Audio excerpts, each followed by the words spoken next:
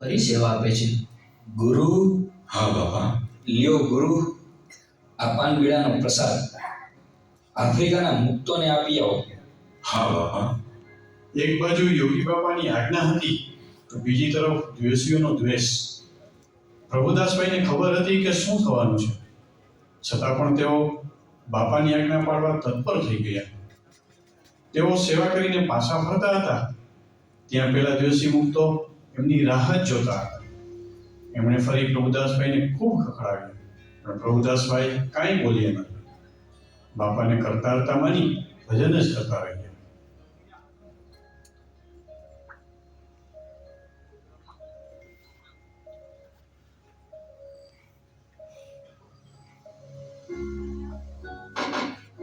ત્રીજે દિવસે આફ્રિકાના એક વડીલ હરિભક્તનો પત્ર યોગી બાપા વાંચી રહ્યા હતા. ગુરુ, હા બાપા. સીએમ પટેલનો પત્ર આફ્રિકાથી આવ્યો છે. બહેનો માટે સંદેશો છે, તો બહેનોને આપી આવો. હા બાપા. પ્રભુદાસભાઈ પત્ર લઈને જાય છે. પેલા દ્વેષી યુવકો આ જોયા કરે છે. પ્રભુદાસભાઈ પાછા ફરે છે ત્યારે પેલું ટોળું પ્રભુદાસભાઈને ઘેરી વળે છે, ધમકાવે છે. અલ્યા, તને કેટલી વાર કહેવાનું? તારા નિયમ ધર્મના કોઈ ઠેકાણા જ નથી. મંદિરમાં રહેવું હોય તો સરખી રીતે રહેજે. હવે આ તને છેલ્લી ચેતવણી છે, સમજી જજે, નહીં તો જોયા જેવી થશે. હે બાપા, તમે તો અંતર્યામી છો. આપનાથી શું અજાણ છે? મારે તો આપની આજ્ઞા પાડવી છે અને સૌમાં આપના જ દર્શન કરવા છે. આપને જ કરતા હતા માનવા છે. મને બળ આપજો બાપા, બળ આપજો.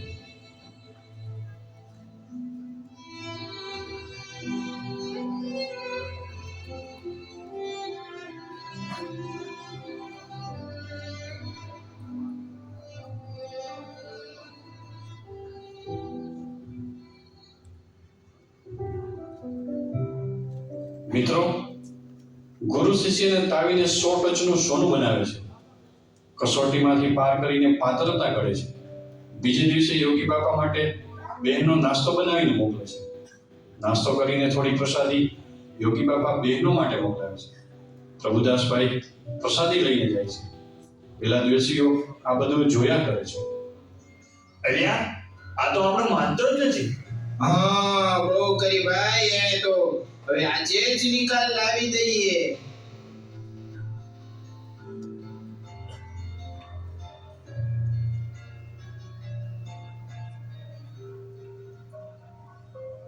રાત્રે પ્રભુદાસભાઈ બે મિત્રો સાથે ગોંડલી ઘાટ તરફ જતા હતા ત્યારે એમની પાછળ પાછળ મજબૂત બાંધાના 5 થી 6 મુક્તો આવે છે. પ્રભુદાસભાઈને ઊભા રાખે છે. પ્રભુદા, અમારે તારું અંગત કામ છે. તારા મિત્રને મોકલી દે.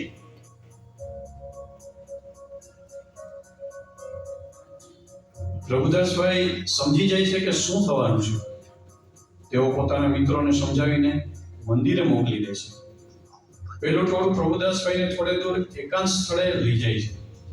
પછી તક શોધીને તેઓ પ્રભુદાસભાઈને નિર્દયતાથી માર મારવા લાગે છે.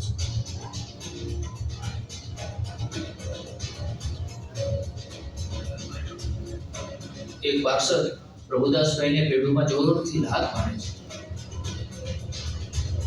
પ્રભુદાસભાઈને ચક્કર આવી જાય છે. ત્યાં ઢળી પડે છે.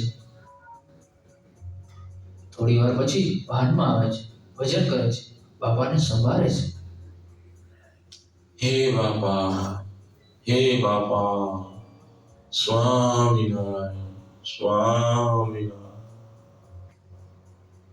એક તરફ નિર્દયતાની પરાકાષ્ઠા હતી તો બીજી તરફ સહનશીલતાની પરાકાષ્ઠા હતી. થોડી વાર પછી ત્યાં નિર્મળ સ્વામી આવે છે. અરે પ્રભુદાસભાઈ, આ શું થયું? કાંઈ નહીં સ્વામી, એ તો અંધારામાં પગથિયા ચડતા પડી પગથિયાની ધાર વાગી ગઈ છે.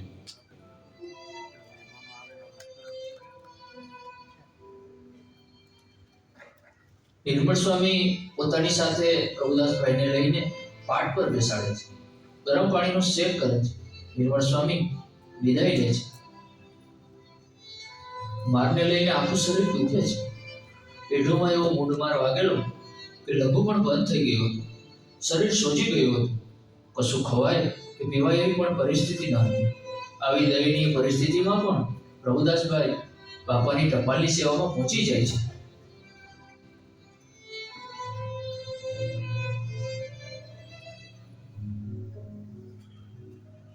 ગુરુ, તમને કાંઈ થયું છે? ના બાપા, કાંઈ નથી થયું.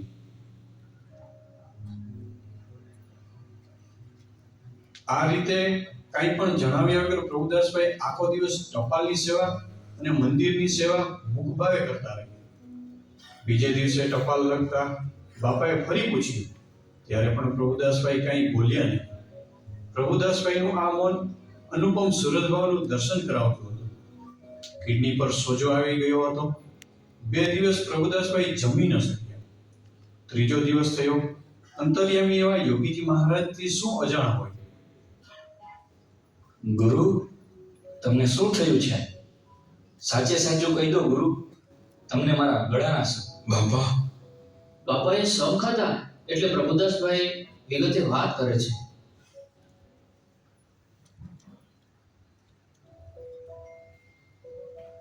ગુરુ, તમે કોઈને વાત તો નથી કરી ને? ના બાપા.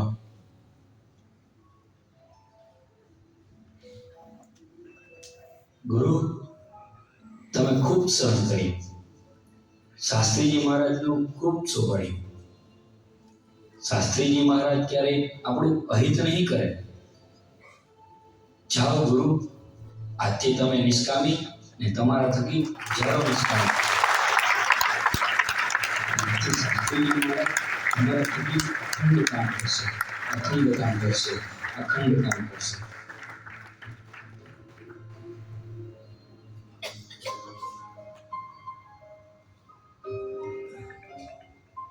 બાપાએ પ્રભુદાસભાઈને સુવડાવી દીધા.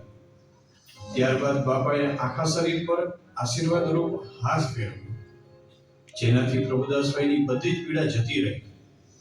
સોજા પણ ઉતરી ગયા. પછી બાપાએ જાતે લીંબુનું શરબત બનાવ્યું. પ્રભુદાસભાઈથી સહેજ પણ પીવાય એવી સ્થિતિ નહોતી, છતાં પણ બાપાએ આગ્રહ કરીને 2 લોટા શરબત પીવડાવી દીધું.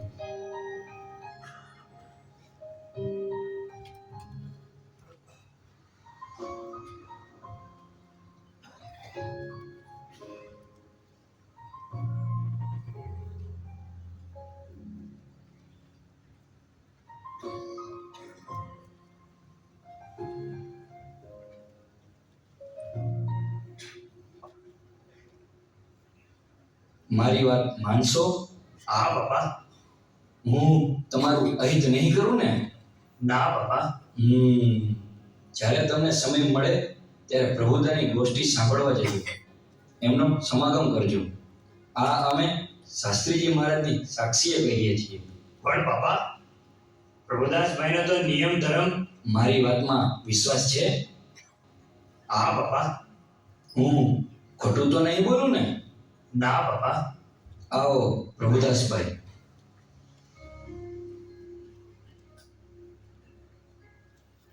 પ્રભુદાસભાઈ જેવો નિષ્કામ ધર્મ આ બ્રહ્માંડમાં કોઈનો નથી, કોઈનો નથી. જોયું યુવા મિત્રો, પ્રભુદાસભાઈએ કેવી નિર્દોષ બુદ્ધિ રાખીને અદ્ભુત નિષ્ઠાનું દર્શન કરાવ્યું. પ્રભુદાસભાઈને જ્યારે ગોંડલી ઘાટ પર માર મારવામાં આવ્યો ત્યારે જે પાર્ષદે પેઢુમાં લાત મારી હતી તે જ પાર્ષદ વર્ષો પછી જ્યારે સંસ્થામાંથી નીકળ્યા ત્યારે તેમને સૌપ્રથમ પરમ પૂજ્ય હરિપ્રસાદ સ્વામીજી યાદ આવ્યા. અને જ્યારે સ્વામીજીને આ વાતનો ખ્યાલ આવ્યો ત્યારે તે પાર્ષદને હરિધામમાં રાખવાની તૈયારી દેખાડી. આમ સ્વામીશ્રી એ દુશ્મનના પણ સાથી છે. એવું એક અદ્ભુત સંબંધ અને આત્મીયતાનું દર્શન સ્વામીશ્રીએ કરાવ્યું.